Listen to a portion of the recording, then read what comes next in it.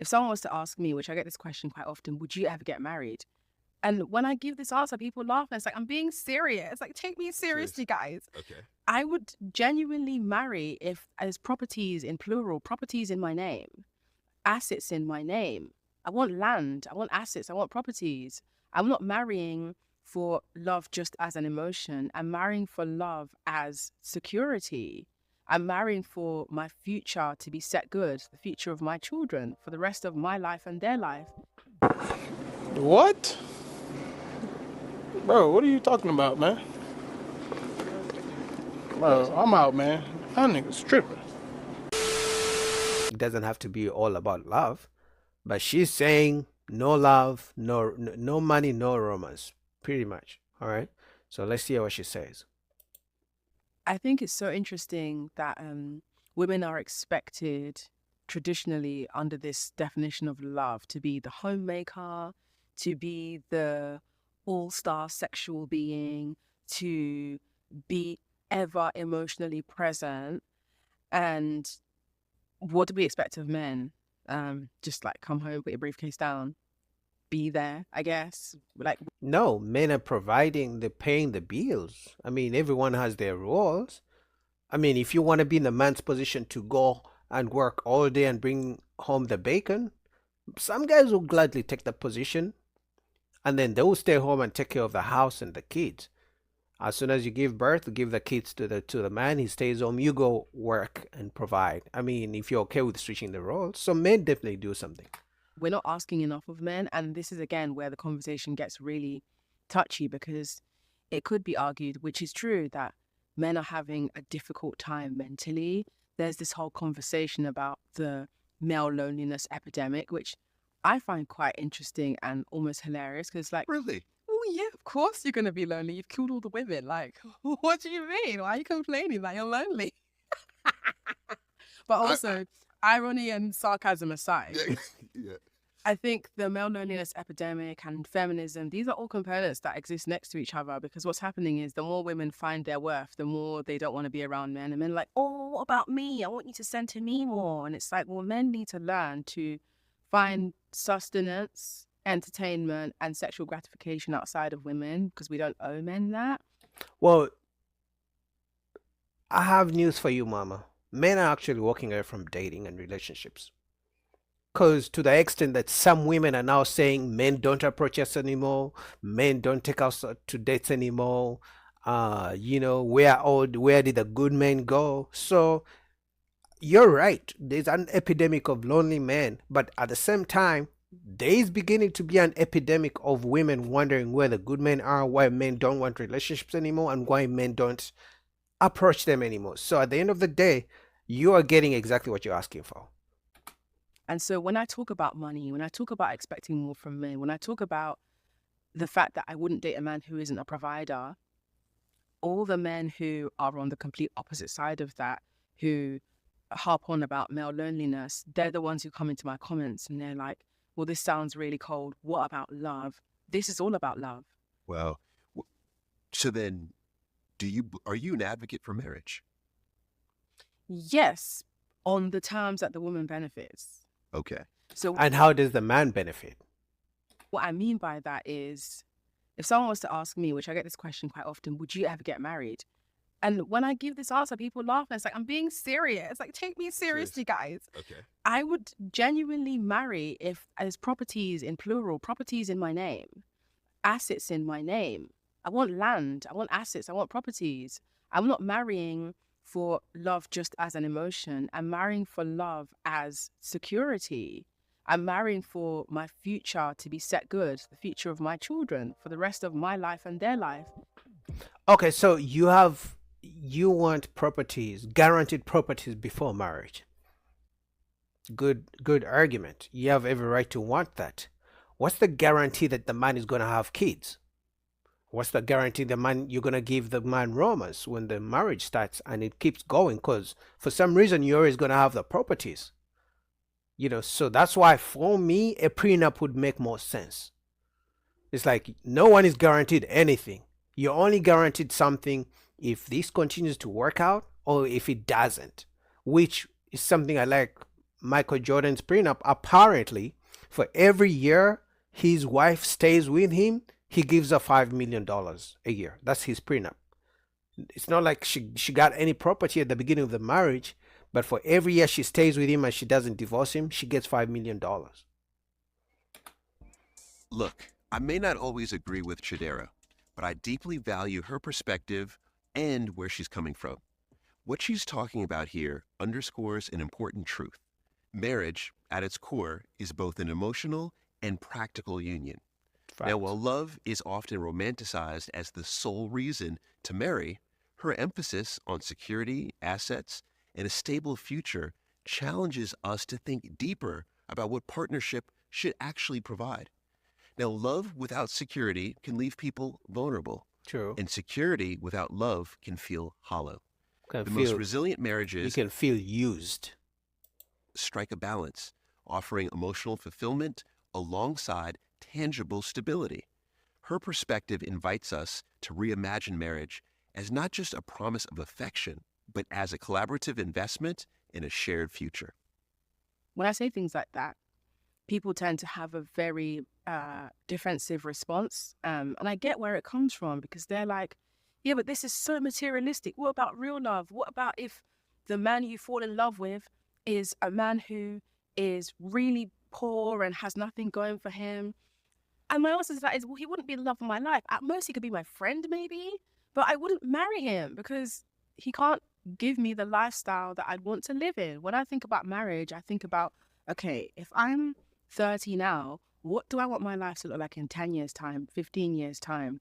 And how can I marry in that direction? Because the origin of marriage is about wealth redistribution. It is about a structure where it is a contract. And, you know, how it is of contracts, the person who drafts the contract is the one who benefits more.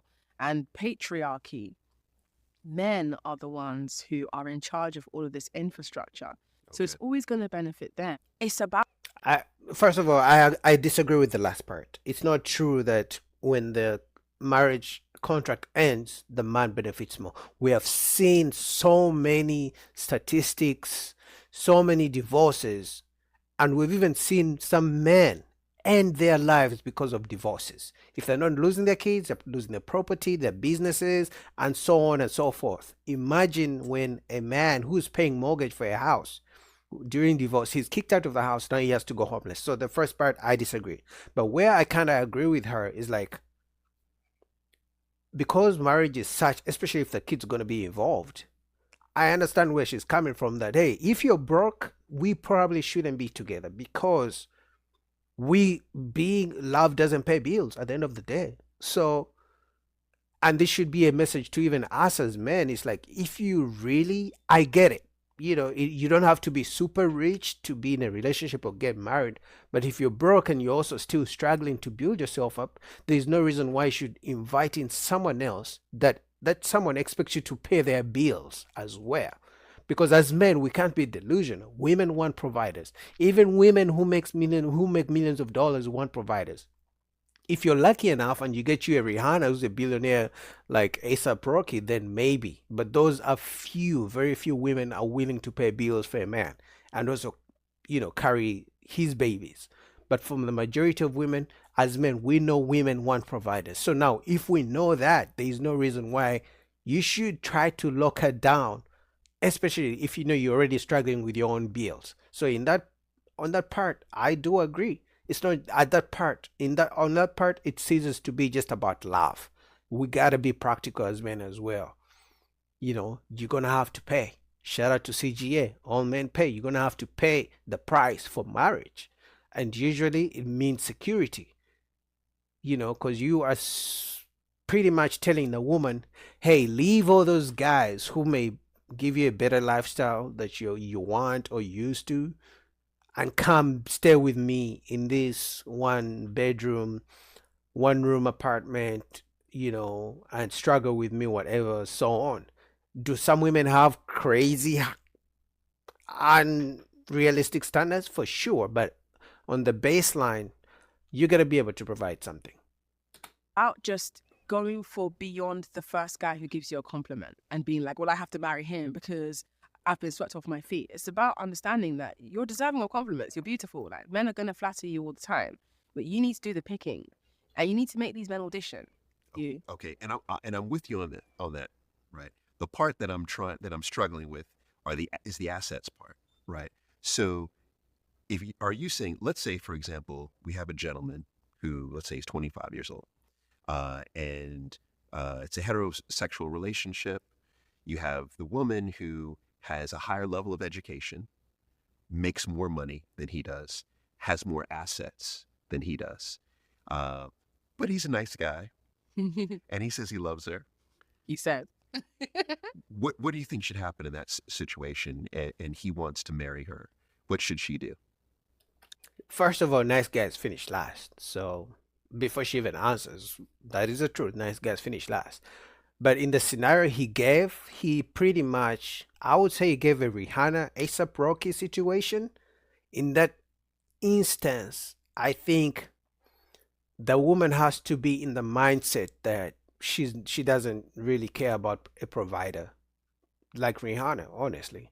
She has to be in the mindset of, I'm not looking for a provider, I'm just looking for different qualities other than his money. I think she shouldn't marry him.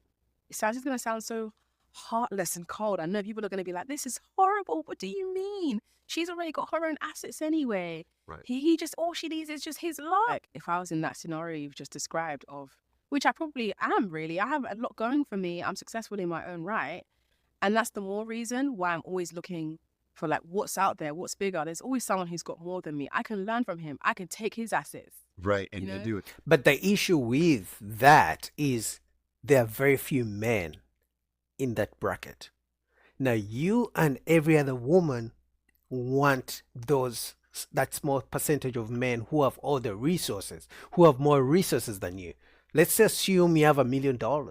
Now you want a guy who has 2 million, 3 million, 4 million and above. That's a very small percentage of men. Now you as a woman, you have to be willing to either go the Rihanna way with the A$AP Rocky. You're a billionaire, but you get A$AP Rocky who's just, okay rapper, making decent money, but not crazy money. He's not making billions. Or you can keep hoping that you'll find a billionaire or a man who makes more than you. And I think that's the conundrum. Women sometimes who make so much money find themselves in. So Chidera, the reason why I asked about that scenario is because that was me and my wife. Oh. That was exactly us. At 25, my wife had a master's degree. I didn't have a master's degree yet. She was working in a law firm. She was making much more money than I was. Mm-hmm. And she was wealthier. She had more assets. She had a higher net worth than I did at 25. And then we got married at 25. That's really young. And she did something that I know you're going to say was insane. I wanted to start a business and I didn't have any money. And you know what she did? Did she invest in you? She liquidated her retirement fund. Shit. Girl, where you at?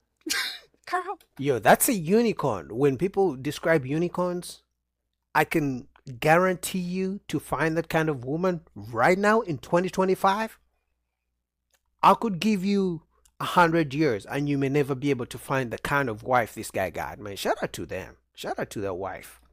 She liquidated her. So all of her savings for retirement, she took that out. She took the penalty and she gave it over to me. And she said, all right, you want to start a business? Start it with that. Wow. That's a huge gamble to take. It is. And I'm saying that I feel like, okay, maybe we're the exception. Yeah. But the reason why I bring that up is because that is an actual example of it working. And if she didn't accept the fact that I said I loved her, if she looked at my assets, if she looked at the education, I definitely wouldn't be here sitting in front of you. I think that's the gamble high earning women have to take. It's either they wait it out and keep hoping they're going to find a richer man to find their lifestyle, but also be able to fall in love with him, or stay single. I mean, they already got the money. or gamble in a guy like him, on an average guy. Doesn't even have to be average. Maybe they make more money than him, and say, okay, he doesn't make as much as me, but he's a good guy, let me stay with him, and in some instances have to fund his business and invest in him. So I think those are the three choices women have to take.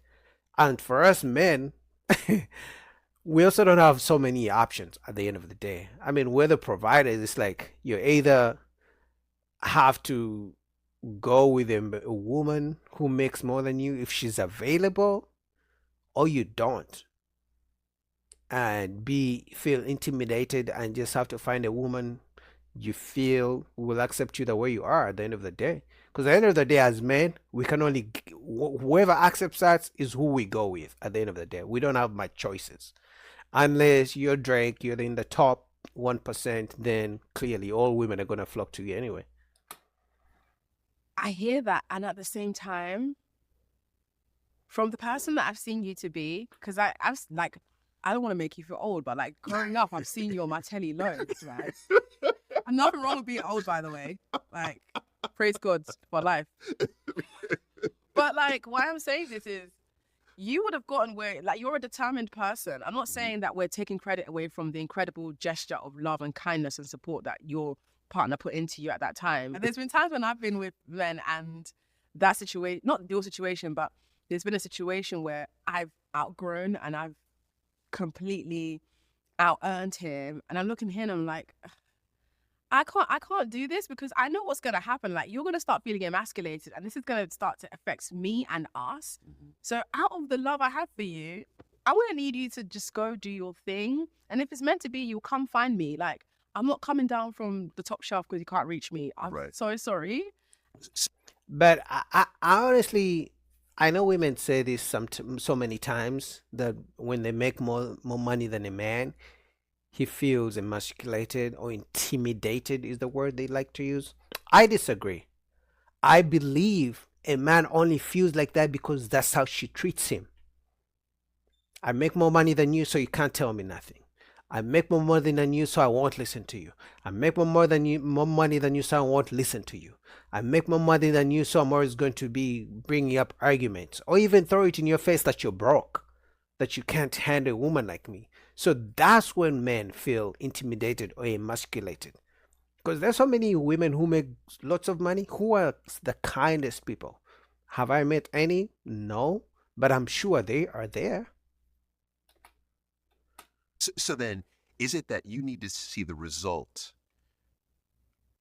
before you see the behavior? So, for example, you're like the behavior that you're attributing to me, which I appreciate, is you're saying, all right, I was ambitious, which I was, resilient. So potential based on the resilience maybe and the ambition. So then if someone's coming to you with ambition or resilience or to anyone out here, yes, they have those characteristics, but they don't yet have the money, business, the television shows, whatever. Like, they don't have the football team. Like, they don't have all those things. They're not you yet. If they don't have those, but they have that, all the components to get there. Then what's your opinion? My opinion is, when you've blown, come find me. And to expand on that, I always say, like, what one man is building, another man has built. And this is a clear example of when people say that women don't like losers. They wait at the finish line and pick the winners. This is it. Simply put, women don't like losers, loser men. They wait at the finish line and pick the winners. In other words, they don't build. So she's standing on the ground. She's like, I'm not building with no man. Go build, then come find me.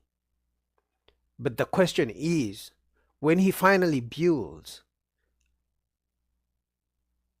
is he really going to come and find you? Or is he going to get someone else who appreciates him? Or is he going to find someone who actually was there when he was building? Because chances are he's going to find someone, where either when he's building or when he's done building, but for sure he's not going to find you. So those are the options, and I think people would need to think about when they are making such choices. Because let's say for us guys, sometimes, man, it may take you 15 years to build up. So at that point, are you even still interested in marriage when he's ready? Maybe not. But she's saying there are other guys out there, and that's the conundrum. But those guys are very few. The very successful guys that you're looking for, this percentage is so small, man. And it doesn't guarantee that they're going to be good guys. You got a good guy, he doesn't have all the money, but he has potential. But you are saying you'd rather go look for the guy who's already rich. It doesn't mean he's going to be a good guy, though. And if he's a good guy, he probably has a woman already. So, man, this is crazy.